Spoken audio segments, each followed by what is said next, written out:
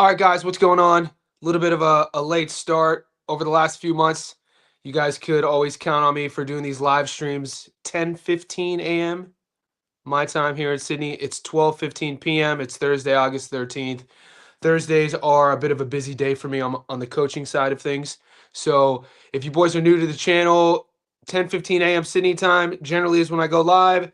On Thursdays, it's usually around this time. But either way, I feel the best way to start today's show is with this.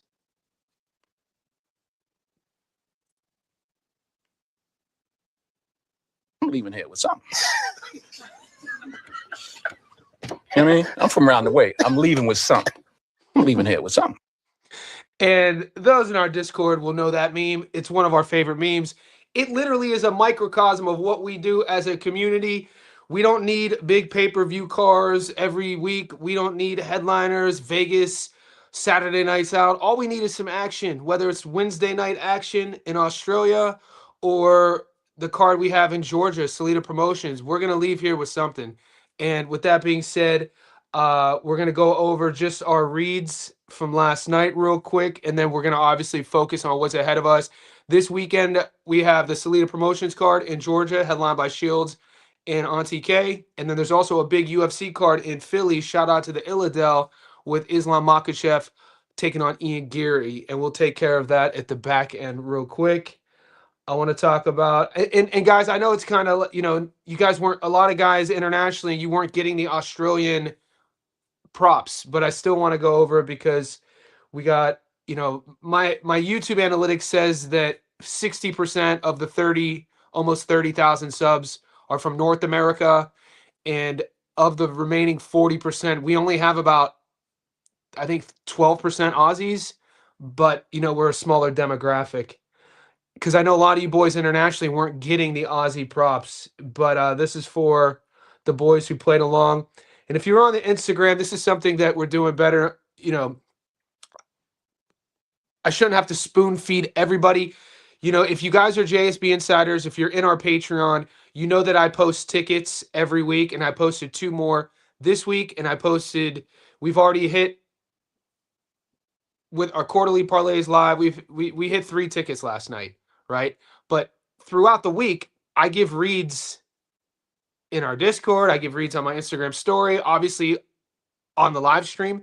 So if you're paying attention, and this is why I do this, I want engagement. I want our community to grow, and this is why we are growing. You know what I'm saying? So let's say you have questions throughout the week, and you only see me posting like 4 tickets. You could always go to my Instagram story, and I leave, especially on fight nights. So I told you guys to take all the A-sides. The A-sides hit. Terramona by early stoppage, that hit. He got him out of there in the second. And then Zarafa made us sweat, but that's betting. That's a life for the better. We still got the stoppage. You don't want to see an old man shadow boxing. That's our Discord once we hit. Best community, hands down the best community in the world, dude. Betting community? Dude, at least there's at least 25 of you guys, if you wanted to, at least 25 of the boys, if they wanted to, they could do this as well. You know what I'm saying? It's just not everybody wants to be seen. Not everybody wants to, put their face out there. So I get it. I'm just saying that because our community is super switched on. We got guys doing breakdowns of domestic Aussie cards. We got guys infiltrating fight camps because they're talking to the fighters in the DMs. We're tracking down sparring partners. We're talking to strength coaches. This is what we do. So this was the A-side ticket I said. And look, one of the perimeters that I always stand true to is I'm never going to play a ticket that isn't doubling our money. Maybe I should, make that a slogan of our group, because whatever ticket you tail from me, I don't care, if it's MMA or boxing, the one thing you could guarantee is it will always double your money, no matter how shitty the odds were. Last night, we had to get a bit creative, as you could tell, because the money line odds were so wide on a lot of these fights. So on the A side parlay, what we had to do, we added all the fights, but we had, even the Zarafa knockout was $1.36, and Terramona knockout was $1.08, which is terrible. And generally, I wouldn't play those props, guys. So if you're new to the channel, or if you're like a big bettor, because I know a lot of times we have some whales in our group, And if you're a whale is a professional bettor. If you're a professional bettor, you're going to have your own rules and standards. You would see a parlay like that, and you'd be like, Johnny, why would you put $1? Why would you put $1.08 knockout prop? That's stupid. Well, sometimes you have to bend the rules. Sometimes you have to bend your own rules depending on either limited action or what's being presented to you. So I generally wouldn't go heavy, obviously, on a prop that's only paying that much. But, I didn't go heavy on any of this stuff anyway. This was our not Zarafa by knockout, Teramona, rounds 1 to 2 plus 153. So that's our second ticket that hit. And then this is the one I gave everybody. I drilled that at Tuesday at 4:30 in the morning. Teramona plus 125. And by fight night, that was down to $1.88, which is insane. So timing matters too. If you guys didn't get to play those, we just got to make do with what we got. There is plus money to be made in Georgia, though. I put up a graph in our Discord last night of the 5 Salida Promotions cards this year in 2026. This weekend will be their 6th. All A sides have won. So there's been one draw. There was a card in February in which in an 8-rounder there was a draw. But what does that tell you? Favorable matchmaking, similar to Top Rank. Some of the boys just want to see these reads. So we'll get there in a second. I'm going to pull up the odds.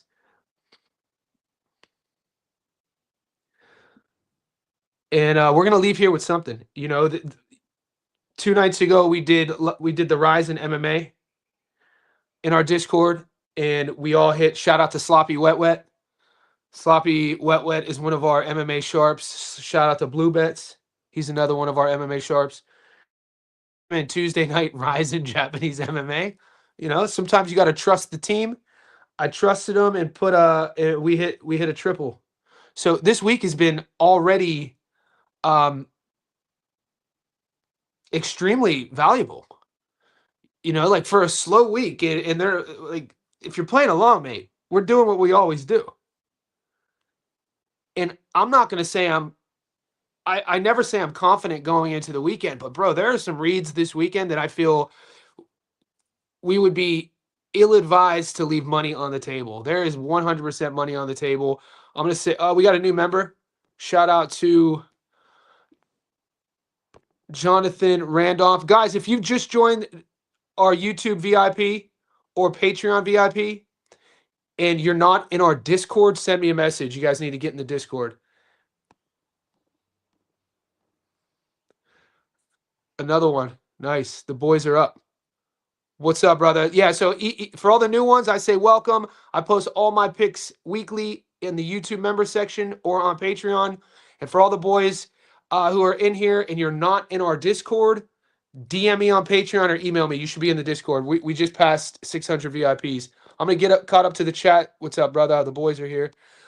Kingdom, we're going to talk about this because I'm torn. I'll play some voice. If you listened to the live stream yesterday, I had some voice notes I played from my boy.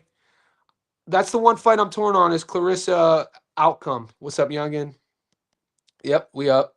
Perth is in the house. Jimmy Sains, Gary Antonio. Yeah, I do have Jimmy Sains on a parlay. I like Jimmy, man. He got some game to him. And Gary Antonio Russell, I've had to explain this to the chat. There's just part of what we do is education, and I mean that. Coming from what I do here, I'm a teacher and coach in my real life, and what I do here is we break down the strategy of betting on boxing. A big component of that is education. There's a small group of people who think that there's only one Gary Russell. There's 3, okay? The older one, who was a world champion, I always say this is how you keep them separated. The oldest one, fastest hands in his era, Gary Russell Jr., right? The youngest one is one of the baddest dudes in the planet right now at 140 pounds, current world champion, Gary Antoine Russell, who they call GAR. And then the one who's fighting not this week, but the following week is the middle brother who's 33, Gary Antonio. So he's in the middle. So that's who's fighting. I'm not getting odds on him yet. Smart money. What's up, Jay Sai? Appreciate you. The boys. We're growing, man. We just passed our year anniversary. We're already past 600 VIPs. Can Shields knock out K? So that's going to be our debate today. If anybody wants to come on, if any insiders want me to drop a link and we could chat it up and kind of riff off of each other like Julius and I did yesterday, feel free. I'll tell you my read on Clarissa and K Scott as well. I just want to catch up to the chat. I appreciate you. So Rafa knockout was a lucky win for how the fight was going, most of the fight. Yeah, so look, man, what's the saying? It's better to be lucky than good, right? And at least, you know, the knockout did come. And what I've been in this game long enough to understand that if you're new to the betting aspect of boxing, right? If you're new to it, it might take a while for you to get used to getting lucky. Because if you've been around as long as I am, I can't tell you how many times I've been robbed as a bettor. And we don't get that back, you know? We don't get, like, on my book, if it's a draw, it's a loss. Bad scoring, it's a loss. These things happen. Refs stopping fights when you pick points. The one that comes to mind is Yo-Yo versus Gachet. I'm still pissed at that early stoppage. We don't get that back. And from my position, it's just a bad read on my end. And then the trolls come out of the woodwork. You called points and it was a knockout. You don't know that sort of thing. So when they go our way, we celebrate and we move on. You know what I'm saying? But the one thing I was impressed with Zarafa, he never looked.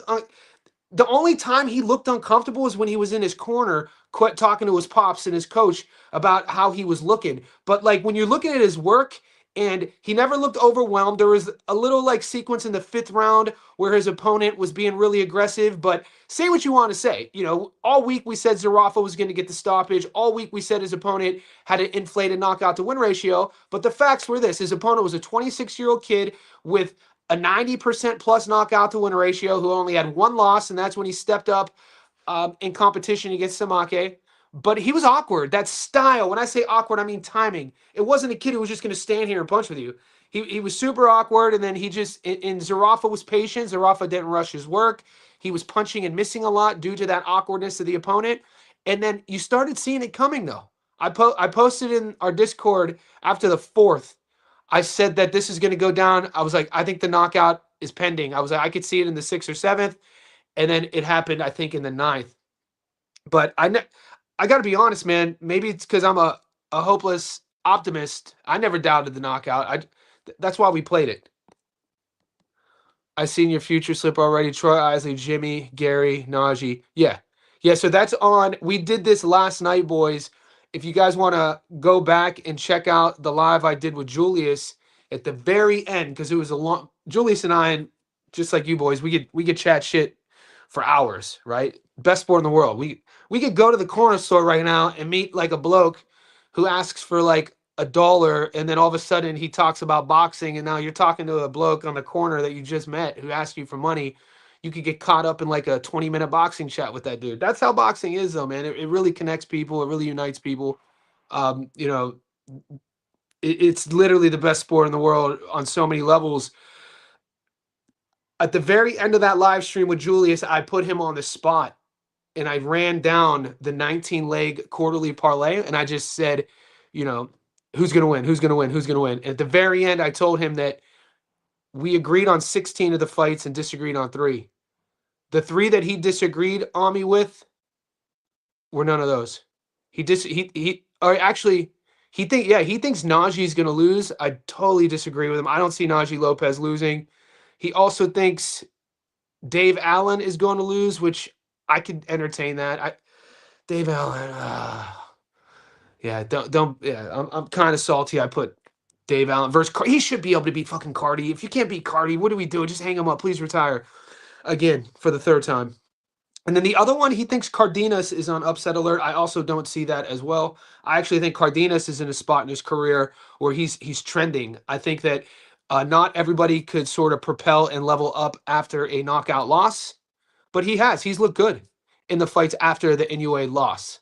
So I have a good energy about Cardenas in his matchmaking, and same. I rate Najee. I put Najee up there in my top 10 in the division against anybody. So he's instant entertainment. He is going up against a puncher, but Najee is a puncher. And you know what? At the end of the day, boys, Najee Lopez will fight for your money. I know you guys hear it from me all the time. You hear it in our Discord. But as a bettor, it shouldn't be everything, but you should ask yourself, will said fighter fight for my dollar? Like Jojo Diaz, the dude hasn't, he's on the way out, obviously. His best days were like 126 pounds. He's fighting at 147 now. I only use that, though, is that, I fade him all the time. Who doesn't, right? But at least if you were to, because I know guys, sharps who will take JoJo all the time because they're always getting like plus 600 odds. And what they will, well, he'll at least fight for your money. I'm like, true, but it's kind of that though. If you're gonna put money on a dog, if you're gonna put money on anybody, you should like, will this kid lay down? Will this kid fight negatively? That's where I hesitate when I'm betting on guys. If I'm betting on a guy who's a notorious sort of like, we've seen him diminish before, we've seen him be negative before. Najee Lopez is not that, by the way. Yep, we up. How do you feel about the try fight? What's up, King Ty? Appreciate you. I'll try to decipher that. Troy Isley, I love Troy Isley on points. I'll pull the book is right here. I'm going to try to get caught up to the chat. As we're growing, we used to have, we've gone from 10 to 20. It was only a couple months ago, there'd be 30. And now, like, we're between, the last few weeks, it's peaked at 100, and we got 75 in now. So I'm going to try to get caught up to the chat, but it's getting tougher and tougher to answer everyone's question. Troy Isley on points is a play I have. There's a double if your book is offering it on the Salida card. It's a point prop play that pays, I think, plus 188. So, I like Caroline here, and this is that A side thing I talked about. I have Caroline on the money line on a separate ticket. I also love Caroline on points right here at $1.44. And so what I've done, and depending on where your finances are, I wouldn't be too, like, how do I say this? As you continuously get more experience in betting, you'll know when to pull the trigger more, who to bet heavy on, who not to bet heavy on, just for the sake of, like, none of these are full unit bets for me, like what I'm showing you here, because I have a long-term approach. I'm not trying to make my nest egg in one weekend. It's a growth, it's a process, right? So I like Caroline on points here. And then to get us into plus money, I also like Troy on points. Yeah, I love this prop. So if you take Troy and Caroline on points together,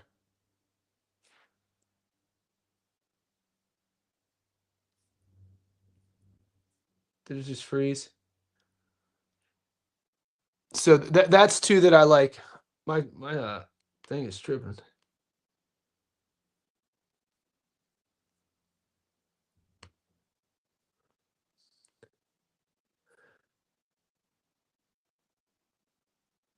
Plus 116. So Caroline Vare on points with Troy Isley on points together on the same ticket, you're doubling your money. I love that. I love that play. It's one of my favorite plays on the Salida card. We are live. Johnny, do you have a job? Yes, I run my own businesses, Diego. So it's 2020 in 20. I've been running my own fitness coaching businesses since 2016. So before the pandemic, I used to run a gym in the city of Sydney in the CBD where all the buildings are. And then in 2019, I got investors to invest in a documentary, and we traveled the world with a professional bare knuckle world champion in a sport called Lethway. So that's on you could Google that sort of stuff. But when we were doing that, we flew to Sony Pictures in LA to pitch to Hollywood. We went to Cyprus, we went to Myanmar. And then while we were filming in Cyprus, the pandemic happened. And so we had to come back to Sydney. And when the pandemic happened, the world got shut down. And I just took all of my clients who would see me in the city, and I built a gym in my garage downstairs. And so from that point on, I run my business out of my house. I also have online clients that I coach for. And then this. So this is all I do, man. And I grew up around the sport. What's up, Johnny? I merged the UFC quad, added Islam in the A side. Let's go. Plus 300. I do like Islam. I had to get sexy with a prop. I'm doing Islam. I haven't released this ticket yet, boys.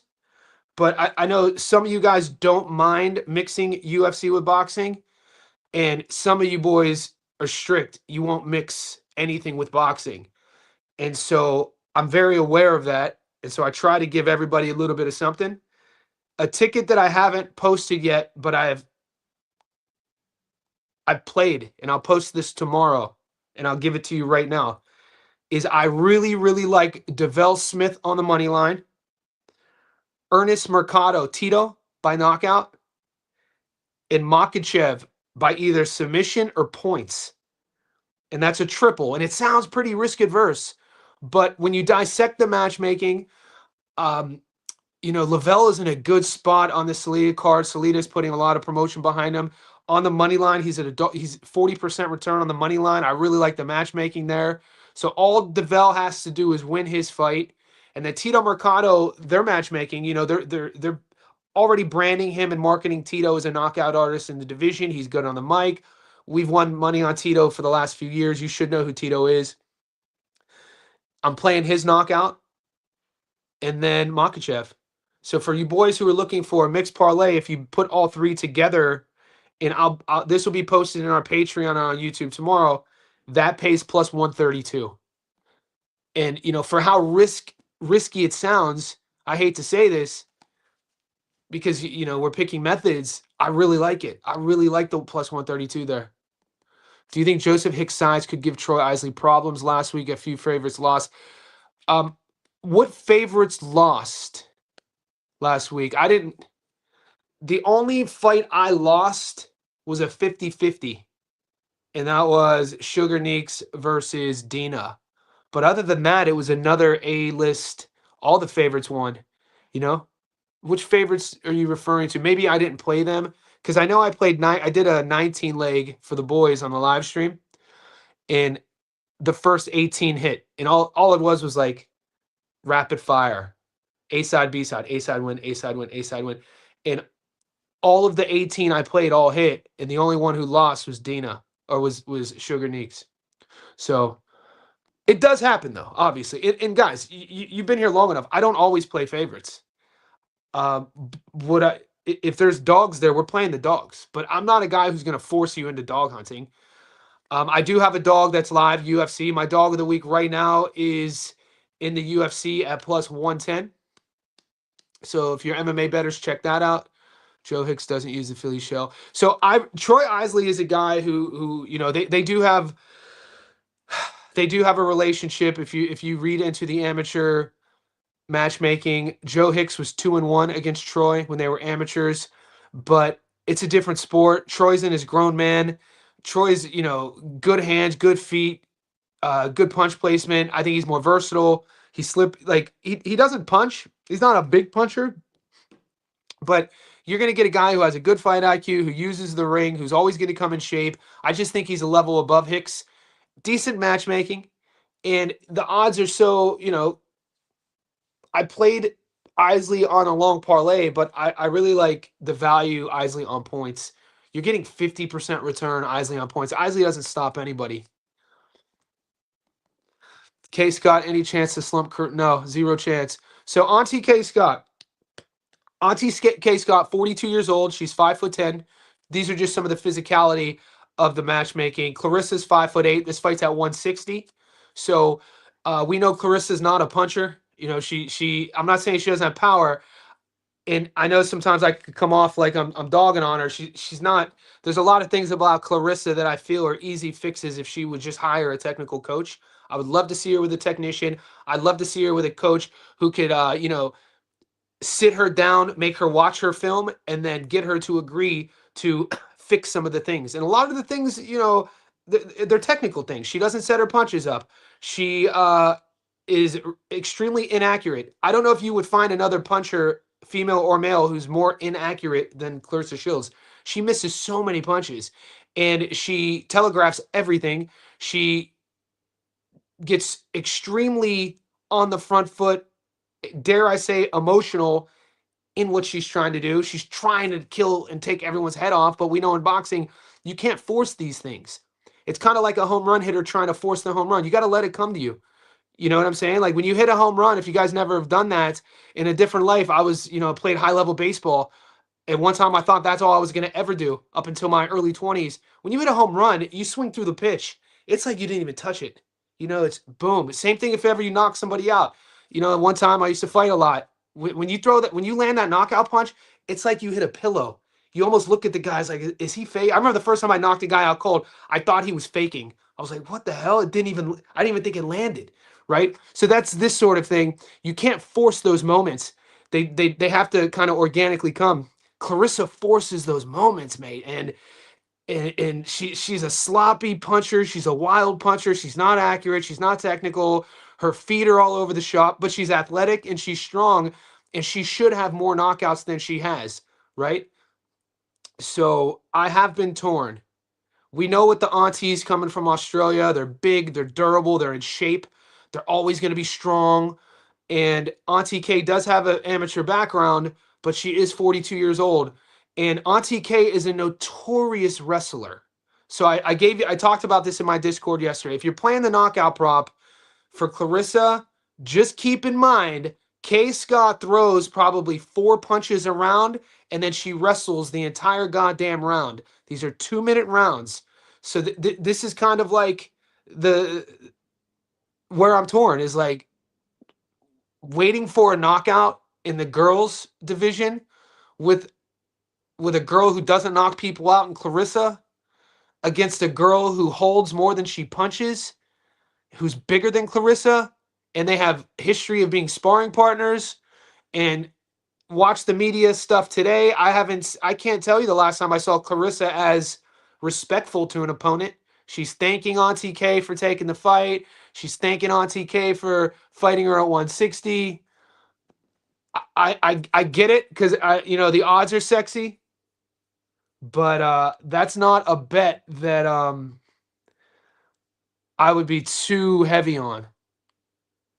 Like when you watch Auntie K fight, mate, it's like it'd be one thing. It'd be one thing if Auntie punched with her opponent. She's not gonna punch with Clarissa.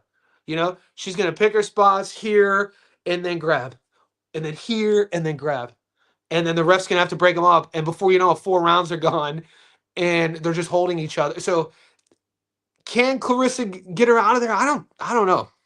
Am I gonna bet on it? I'm still not able to say no yet, though. By the way. So I'm not saying it's completely off the table for me. I need a little bit more talking into that prop.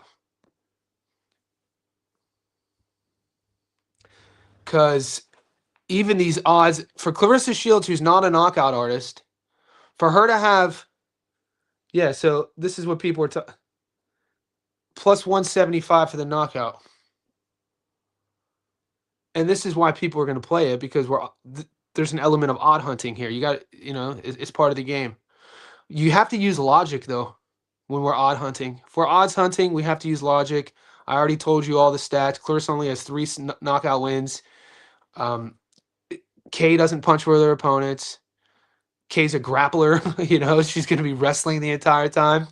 And I guarantee you boys who are playing that knockout prop are going to be talking your shit in the Discord. And just so you know, just remember I warned you, though, if you are playing it. And don't be shocked if you just see a grappling match. That knockout round 1-2 mixed with the Zarafa knockout was a nice hit. I also took Clarissa by knockout plus 175 when I took it down to 160. It's still risky play, yeah. Good hit, Brandon. Auntie K stiff as a board, yes. She does. She's stiff. She back I could see the J side. I could see it too, man. She's stiff. Especially how Clarissa likes to push her opponents against the ropes. I could see Auntie K's head Pez dispenser and the ref. Clarissa wants to stop. Clarissa, I don't want to say Clarissa needs the stoppage. So politically, for the promotion, for GWOAT, I don't like ordaining fighters, but I think the Tam Tebow versus Clarissa Shields is a close. When I saw Tam Tebow, her skills, in her size and her power, how she sets things up and she feints, like that's probably the fight to make. And if Clarissa goes out here and, she's a huge favorite and gets the knockout, I know Clarissa won't entertain Tam Tebow. She won't even say her name because, why would she? Clarissa's been in the game way longer. Clarissa has achieved so much more. Tam's a newbie. There's a hierarchy in boxing, especially with vets. You got to earn your keep. You can't just come out of nowhere and then expect to get a title shot. But, I mean, Clarissa kind of needs a knockout. You know what I'm saying? Because she fights like that and she doesn't get them. And it could, she's gone up to heavyweight and now she's coming back down to 60 and it's her more natural weight class and she'll have more speed at 60. So I could see that argument. And, it's just when you're watching her punch as a coach, you're pulling your hair out. You're just like, what? Like everything is one speed. She doesn't hide anything behind a jab. She doesn't feint. She doesn't level change. She's like big-eyed, like she's like a kid on Christmas every time and she's telling everybody what she's doing. Like, it's relax, breathe, calm down, hide this stuff. Have a poker face. Get her to come to you. You don't always have to come forward. Angle, turn your opponent. But the athleticism's there, and obviously, and the talent's there. She's just, as a coach, she's always frustrated the hell out of me. I got Clarissa, despite Scott's amateur background. Clarissa been cherry picking older ladies for a while now. She knows what she's doing. Yeah, she's not going to lose. Guys, Clarissa's not losing. The conversation is all about, boys, this is a betting community. We're a boxing community, but the conversation, Clarissa for Kate, isn't is Clarissa losing. It's how does she win? We have to find value, Christmas table, all the food's out. We're finding our value. So these are our cards. I think the safest prop parlay is the one I gave you, is Caroline and Troy on points at plus 115. I appreciate the knowledge you give out, Johnny. Hope all is well. Any thoughts on Jalen? Thank you, Winner Circle. I appreciate you. Jalen Turner, my guy, dude. I was shocked. I was probably just as shocked as you were a couple years ago when we saw him retire. Jalen's a kid that we watched come in the UFC with only a handful of pro fights. He's one of these guys who grew up in front of us. He steps away after a loss and then comes back. And, the tarantula, the physicality of him, his size, he's a slight favorite. I think he's in a good spot. I know a lot of the sharps in our group think that he's on upset alert. I don't have Jalen on any of my parlays because I'm due for a win. I don't like losing UFC 2 weeks in a row. And I didn't play a UFC parlay last week. I just played a UFC dog. That was the only play I had. And my dog got put down early. So in my eyes, I need a win on my UFC because I make a lot of money on the UFC yearly. I kind of make my money with the UFC with the dogs and then like my 3 to 4 leg money line parlays. I'm going to find 4 winners out of 12 fights sort of thing. So when I was finding my winners this week, I kind of left Jalen off of it because I felt like there were 3 or 4 other fights that I felt really confident in that could double my money. But I'm cheering for Jalen. I'm a fan of Jalen. I think he's in a good spot to get this win. Women's boxing is only 2-minute rounds. The fight goes by so fast.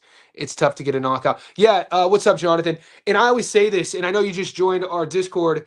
The only girl that I traditionally play a knockout prop for is Gabby Fundora. And the boys know that. And it's crazy because the bookies never used to know that. And it wasn't that long ago we could get Gabby by knockout at plus money. And now every time Gabby fights, the bookies have caught on. And Gabby by knockout is always like, if we're lucky, 40% return, But and that's just dude, she's mean in there. She's an accurate puncher. She's an assassin. She's a guy or girl, dude. Gabby Fedor is one of my favorite boxers to watch. Just because I look at the sport as problem solving. I'm not here to judge, like anything else other than the problem solving component. Who is doing the problem solving better with the better tactics. Obviously, success rate matters. Dude, Gabby is out there just hunting. The Spanish word for hunter is cazadores. And she's a hunter out there. She's a sniper. But she's usually the only Girl, I play the knockout on. Jonathan, got you. Thanks, bro. I'm watching you. Ah, appreciate you, man. You've been watching a year. Nice to meet you, man. Appreciate you. Mosby, we all got really lucky Khalil Ko fight. Yes, we did, man. Hey, man, Khalil Ko. God damn. Well, Jesse Hart did fight negative. Of course, that fight was controversial. We won money because we had Khalil Ko on the money line. Some of the boys took Khalil Ko on points. The judge scorecards were all over the place. But you also have to say Jesse Hart fought also extremely negative. You're a guy in your mid-30s. You're a guy who you feel you've been slated. You're getting another good spot against a guy who has kind of momentum behind him. And you know, on Khalil's record, it's a win. So I guarantee if you ask both guys right now if they were in my house, who regrets that fight more, I bet you it would be Jesse. He would have said I should have done more. So as a bettor who won a close fight and my bank account increased, we win and move on. It's the losses that I remember. It's the Resendez versus Caleb Plants that I remember. Or I'm gonna have to say it and don't get pissed at me, boys. The Shadesha Green versus Auntie Lonnie. Shadesha Green versus Auntie Lonnie burned more parlays than you guys even will ever know. Those are the ones I remember. I don't remember when we get close. I don't even remember when, we pick our nice dogs. It's the losses I remember. I'm going with Daniel. I like Perkins. I like Valle. I like Isley. I like Shields. So Joel Alvarez is in an interesting spot, man. Don't be like Chitty and Jaquani. Chitty, we know, he's a tall, long striker. He fought in K1. I think he might have fought in Glory. He wants to fight on his feet. And Joel Alvarez is a guy who usually is the taller guy in the division, but Chitty is going to be bigger than him. And Joel Alvarez is probably going to stand and strike with him. I feel like if you guys need a dog, I think Chitty is in a good spot. He up and down. He's a little bit older now, but I wouldn't be against the Chitty and Joe sprinkle. I ain't lying. I was thinking about it all week. I didn't pull the trigger though. Johnny, do you like Troy Isley, Joe Hicks? Hicks is good. I like Isley to outwork him. I just like Isley to do more and win more rounds and score more points. Is Perkins moving down from heavyweight? We'll check that in a second. Be careful, Jimmy Sains, Tom Kelly coming off that upset win. I rate Jimmy though. I forgot about the Aaron Bowen fight. Good call, Assassin. Jimmy, when I'm doing my sort of when I see the schedule and I told you guys, everything gets written down and I'm putting together a quarterly parlay. It was a no hesitation pick for me, the matchup. You know what I'm saying? I saw it, I was like, boom, no hesitation for me. There were, and that's obviously not always the case. The punk ass Dave fucking, I can't believe I picked him. The Cordy fight. Makachev, a lock in your eye. I don't think there's ever any locks in the fight game. And I'm not trying to sound cute or be fancy with it, but philosophically speaking, logically speaking, analytically speaking, financially speaking, we know there are no such thing as locks. So for my own ethics, I choose not to even use that word in my narrative, in my rhetoric. I don't type it. You guys never see me write about this is a lock. I just don't. I feel because you watch. If all you do is watch fights, damn well it's not a word that exists in my world. I don't ever use that word with betting. There's no such thing as a lock in life, right? So do I think Makhachev is going to win? Yes, I think Makhachev is one of the best to ever do it. We know the pedigree he comes from. We know everything that presents itself when you talk about Islam Makhachev. We know the fights at 170. Ian Gary is solid. He's good all around. I actually think the body type will suit Makhachev. Makhachev is a relentless grappler, relentless wrestler. We know about the Dagestani handcuff. We know about the style, but Islam will punch with you too. Islam got hands. For everything you thought that Khabib was good at, Islam is like a level above that. So I'm not too worried about it. I never go full unit on UFC though. I never go full bankroll into the UFC. The UFC is, one of my favorite sports because, I was old enough to see it in its infancy. And as a lifelong athlete, a kid who was born and raised in Northeast Ohio, a pro sports area with football, baseball, and basketball, all my other pro sports growing up, they were already invented. And I think because of that, I've watched every UFC card since it started. I've watched every Pride FC card when it was in Japan, and WEC Strike Force. I'm a nerd, dude. I watch regional MMA. Tuesday night, we were streaming Ryzen MMA Japan. And so that being said, I know how volatile betting on MMA is. 10 years ago, it wasn't as volatile. 10 years ago, it was much easier to win money in the UFC. I got to be honest with you. Now, dude, I mean, you could do all the reads you want. And I don't mean to offend anybody when I say this analogy. I'm talking about it strictly from a betting volatility perspective. Betting boxing is chess.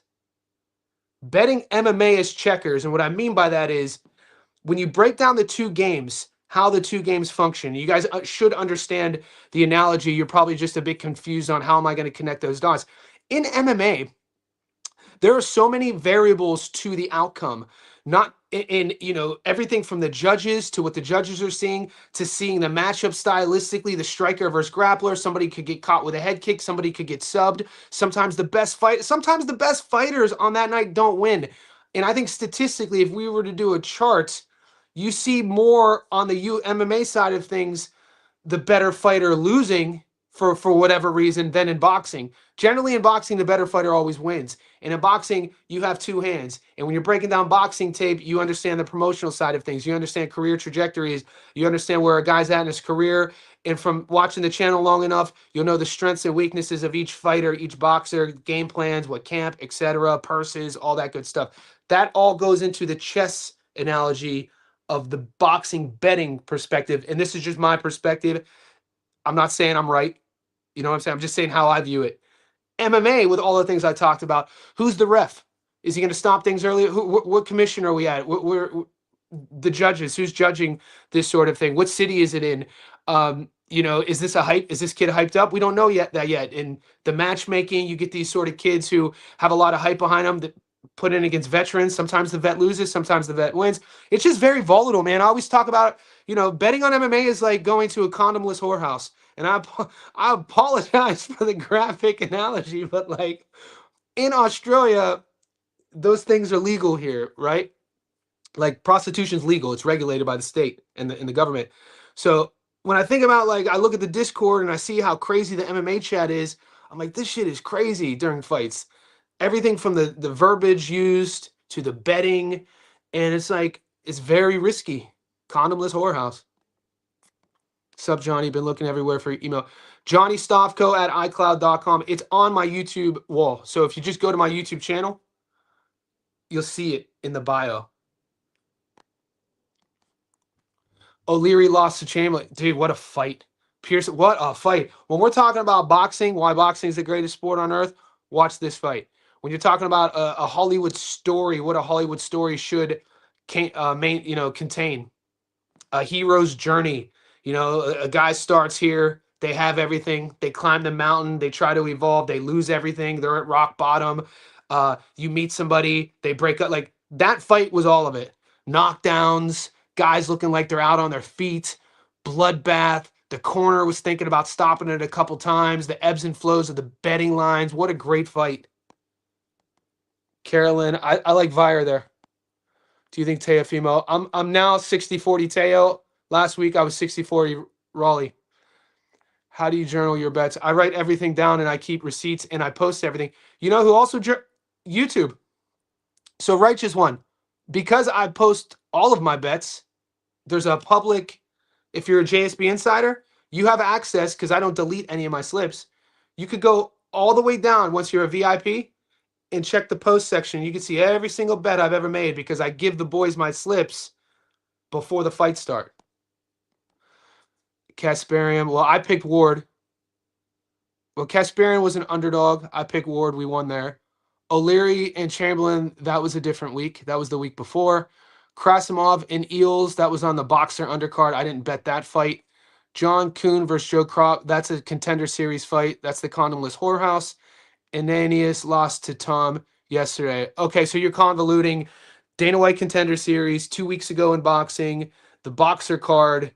Okay, what I do is I have to keep it week to week. So you know what I'm saying? So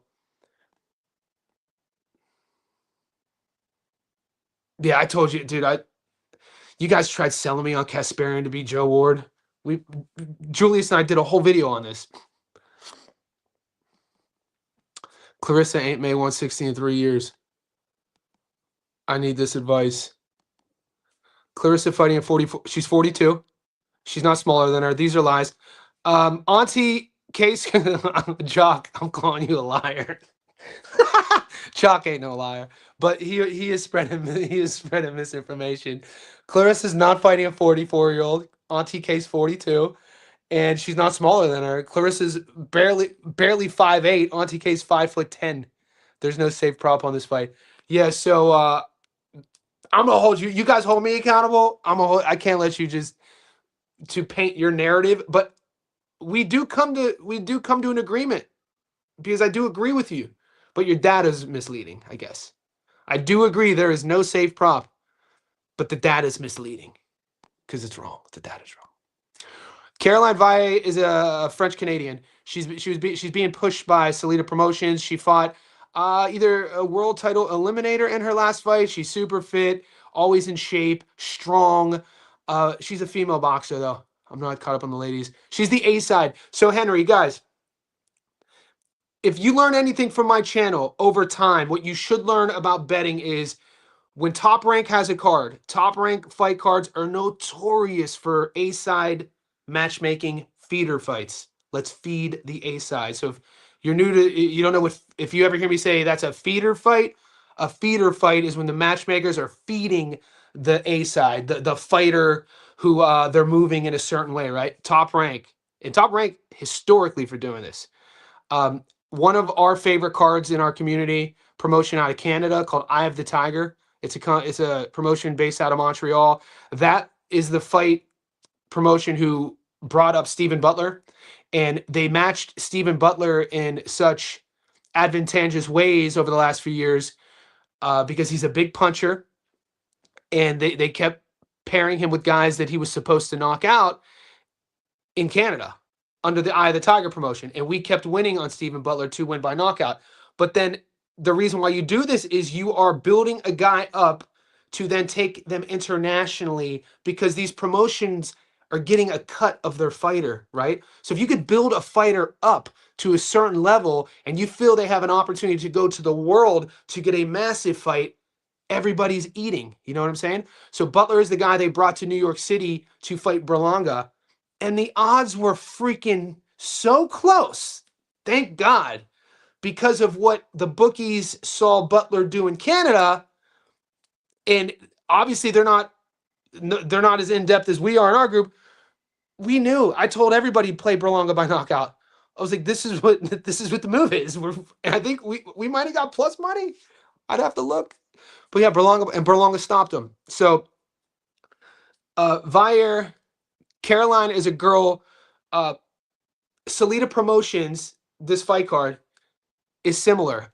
I broke down their last 5 fight cards of 2026 going back to January, and I put all the thumbnails in our Discord, and I went through all of the fights, and this will be the 6th event. 0 A-sides have lost. So just keep that in mind.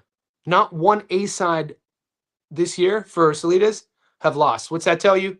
Favorable matchmaking. Alif Turan, yeah, but she hasn't found it. You know, it was until she couldn't knock out her last 2 opponents.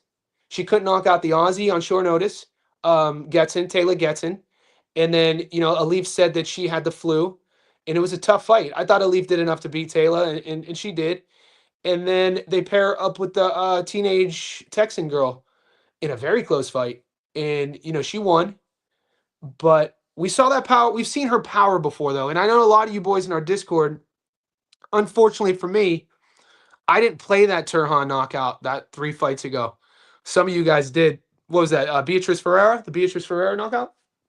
And shout out to Alif Turin. She just signed with MVP, man. Jake Paul, say what you will about him. It's not my job to judge a man. I'm not going to judge any human that I don't know personally. I try not to judge even anybody I know personally, right? That's a fool's game to judge people.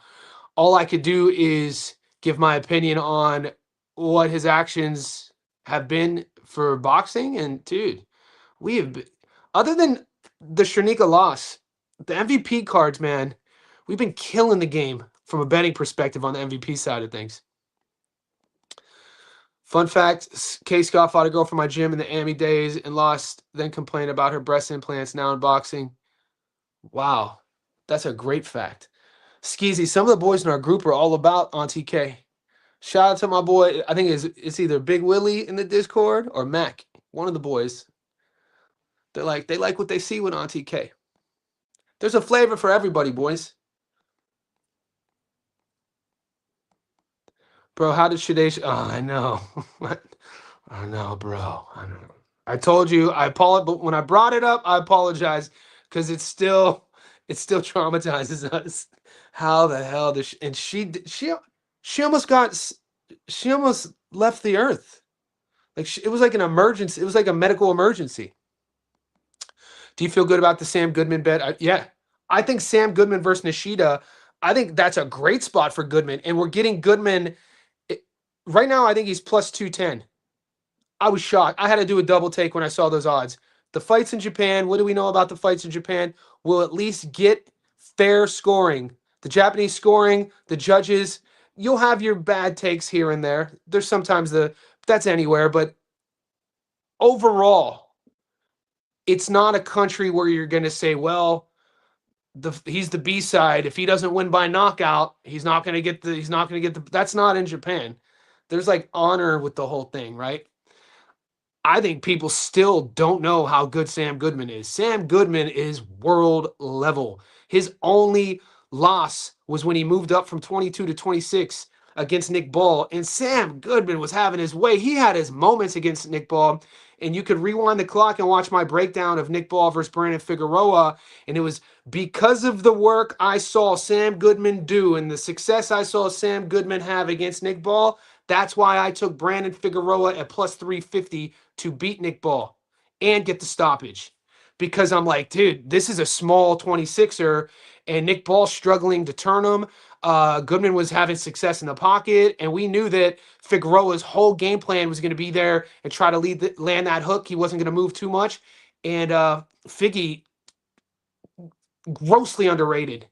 Man, that was the beginning of the year. We won so much money on Figgy. That was the streak in a span of like 6 weeks. We hit the Josh Kelly dog against Murtazaev. We hit the Brandon Figueroa dog against Nick Ball. We hit there was another one on the back end. It might have been the Sam Gilly knockout against Aston Brown at plus 600. But that's how we started the year, and we've continued to roll this momentum. Anyway, I do love. I cannot pass Sam Goodman up at plus money in Japan against Nishida. He does everything really well. Where he lacks with one punch knockout power, he's going to be slick. He has a great backhand. He's going to be active. He uses the entire ring better. Like he's a tough night out for. He was matched up with anyway for a reason, and it's just unfortunate both of those fights got canceled due to cuts. Chanel Butler, Casey Dixon, Ashley Lozado, Clarissa Shields. I'm not getting the Chanel option or the Dixon option, but I do have Lozado and Shields. People were saying Chitty's coach passed away recently. It might be a motivator from Badrillo. Just lost his last fight to Sub, so I seen. Dude, the boys are we're becoming a really well-rounded fight community, aren't we? I remember there was a time where you guys wouldn't even talk to me about MMA, and if I brought up the UFC, you folks would be like, just talk boxing. Now we got my boy Deft out here doing full-on historical breakdowns and fight analysis of UFC fighters, man. I love it. And it's a good read, Depth. I got to look into that. Perkins, yep, she's $1.17 on my book. Dude, the money line odds won't get you plus money, but you could go Perkins, either money line or the props, and Caroline on points. Already pulled the trigger. I'm not getting this Dixon fight. Dan Mercado over. I'm not. The odds on Atif are terrible, and I'm not getting any knockout props on Atif either. Clarissa Makachev, Orbe, Dante, fight to start round 2. Woody and Robertson versus Stern. I'm also tempted with taking Jillian, man. I'm really tempted with taking Jillian. Like, people are like, look, I know about Mackenzie's BJJ pedigree. We know about Mackenzie. She has the belt, but Jillian hasn't lost in a while. When we're talking about wrestling and grappling and control on the ground, Jillian is one of the best females to have ever done it. We know about her. She's been molded by Dean Thomas. Dean Thomas in his own right was one of the best. He had a great run in the UFC. He has a great fight mind, and he's kind of taken her as his project over the last 10 years. She hasn't always been perfect. She's not the best striker, but when she gets the fight in her wheelhouse and that's on the ground and gets you on your back, I mean, put it this way: if Jillian gets top control and Mackenzie thinks she's just going to play, in her guard on her back and let rounds go away, Jillian on top is super aggressive, and that's going to be the fight. Like, will Mackenzie's awkward ass, out of position striking and her high level BJJ be enough to neutralize Jillian Robertson's world class wrestling and grappling and control?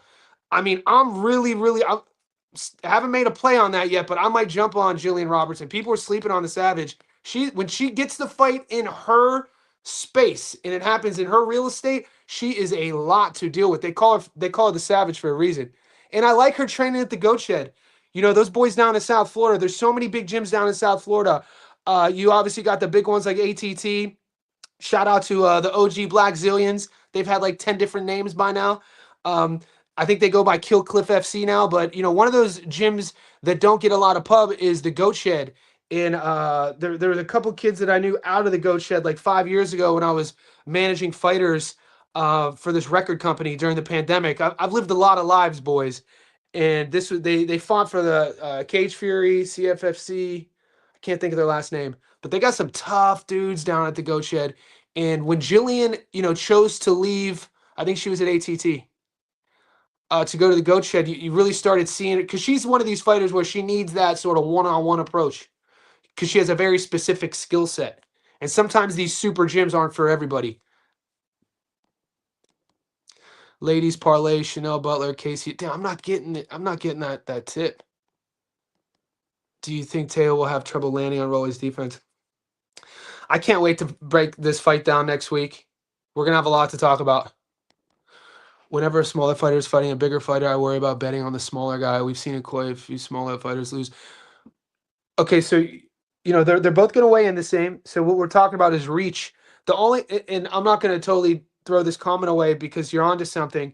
In boxing, if we're talking, because they're obviously weighing in at the same weight, if the guy has a significant reach advantage, it also must correlate with his skill set. So if you think Hicks is going to be good from range, if you think Hicks is going to use his jab to set the tone and control the pace of the fight, then you might be onto something. I think that Troy, is a little bit, I think his skill set for the program is a little bit more than just that.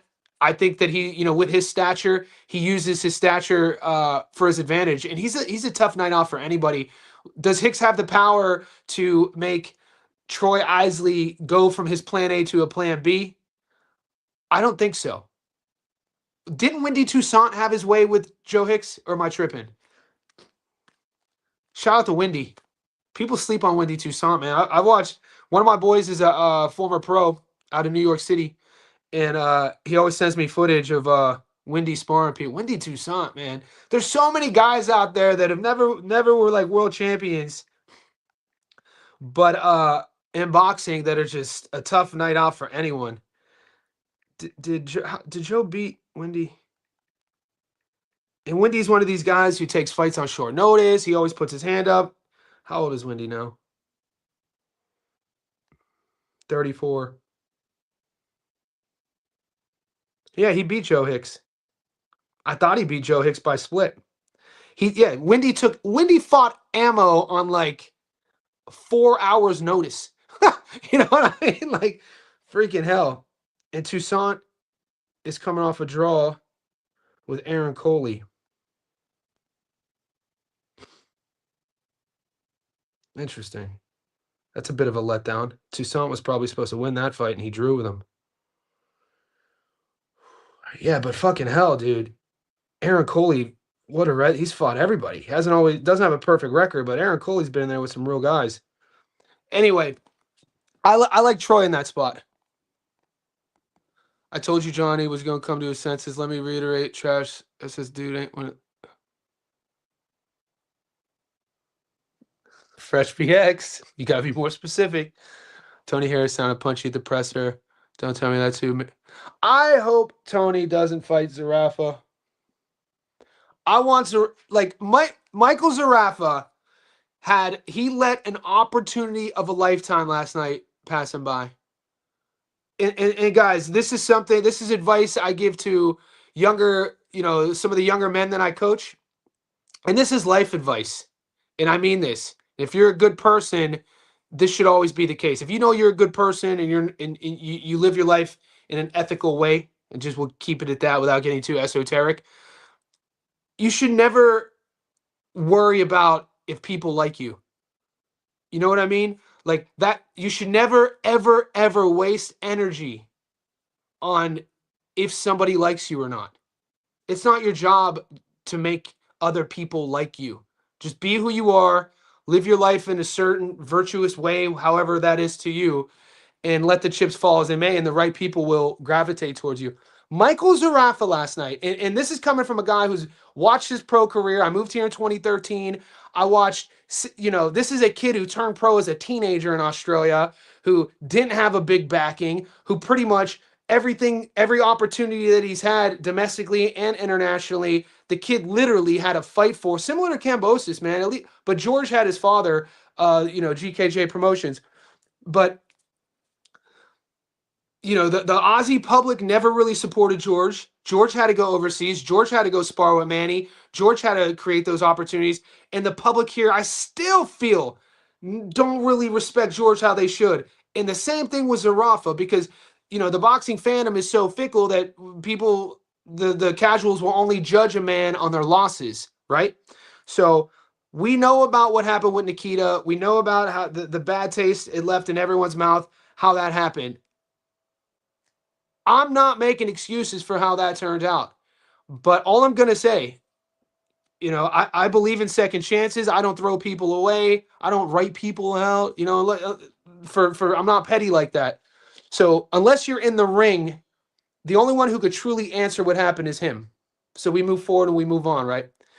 Prior to that fight, prior to Tim Tszyu going on his title run, prior to Tim Tszyu beating Tony Harrison, the talk was always Zerafa and Tim. And Zerafa would get on social media. He would show up at Tim Tszyu's fights. He would get on the mic and he would play the villain. And that's when I started liking him. I was like, hell yeah. I was like, talk your shit, Zerafa. I was like, hell yeah. And Tszyu wanted nothing to do with it. Tszyu would always say he's not on my level. He just wants money, etc., etc. And it never happened, right? Now, fast forward to last night. He's walking out, not even main eventing, in the Goldie.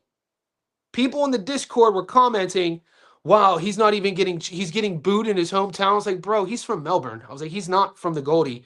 I was like, that matters. It's not like he's in Australia and just because he's fighting in Australia against a foreigner, the Aussies are going to love him. No, there's fan bases that are torn because of fighters. There's fan bases that are torn geographically because of what rugby team you cheer for. You know what I'm saying? Like there's a lot of the cultural thing that goes into this.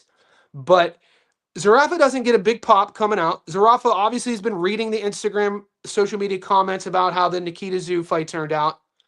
And he's in a tough fight against a kid who, say what you will, the kid still was 26 years old, still only had one loss, had a 95% knockout to win ratio, and for the first half of the fight was fighting like he wanted to win, was super awkward. And in Zerafa, in between rounds, I saw a guy who was questioning how he looked in front of his corner. I thought Zerafa looked fine. He didn't look like a guy who was in over his head. He looked sharp as well. He was thinking in there. I liked the work Zerafa was doing on the ropes when he was trying to counter his opponent. He landed a couple sneaky uppercuts. He was trying to land that counter check hook. And Zerafa's crafty, man. There's a craftiness to Zerafa's game that I feel he doesn't get a lot of credit for. But when you're watching him, like, he's tricky in there. Yeah, we've seen him get knocked out before a couple times when he's gone overseas. He knocks the guy out in the 9th round. Gets on the mic, mate, and you got to be like, Tim Tszyu, where you at? You got to, rather than doing that, he's apologizing to the crowd. And I just thought that was just I thought that was a missed opportunity because Mike obviously cares about what people think of him, which is fine, and I'm not judging him on that. But, you got what, maybe a few years left to make millions? You got maybe a few years left to set your family up for the future. You play if I was his management, I'm telling him, bro, when you knock this kid out, you call out Tim Tszyu, you tell everyone to F off, and you play the villain. I was like, and then you guys sell out a football stadium. Because the version I saw a couple weeks ago in Sydney against Errol Spence, that version of Tim gets stopped. Zerafa would stop him. And Tszyu said that he's fighting at 160. And I think it's perfect. So I felt like Zerafa missed a big opportunity there. Zerafa's mom doesn't even. If you could choose two, I gotta read it. Zerafa's mom don't even like it. I like Zerafa, man. I think I like him. I've always liked him. If you could choose two guys in the money line, who would you be picking? Islam and Malik. Yeah, Islam and Malik. I actually have all three. I like Ribovic too in his spot. All right, guys, I'm going to wrap it up. We're an hour and so in. We got some new JSB insiders. To get the Discord link, either email me or DM me on Patreon. It's Thursday, August 13th, 1:21 p.m. We got fights in 2 days. We got the UFC card and we got the Salida Promotions card. There are 6 or 7 of my tickets that are live in the members post section. So keep an eye out for those. Have a look. I'm going to be posting one more today. And if I could get props on Oteef Olberton, I'm going to play the knockout, but I'm not getting the opportunity. Cuz in the next one. Yeah, appreciate it. See you in the next one. Appreciate you, boys. Peace.